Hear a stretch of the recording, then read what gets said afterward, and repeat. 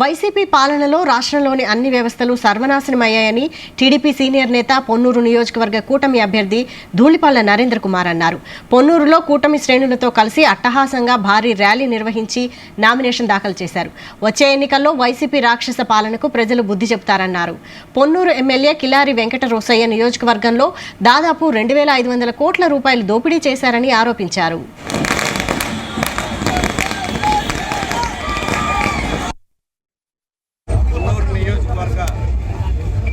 Telugu Desam party, Janasena, BJP ఉమ్మడి కూటమి అభ్యర్థిగా నామినేషన్ వేయడం జరిగింది.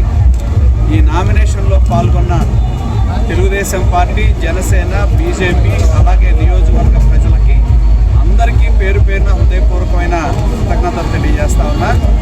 అదేవిధంగా ఇవాళ ఈ రాష్ట్రంలో జగన్మోహన్ రెడ్డి పాలన అంతం కావాలి అని చెప్పి అటు జనసేన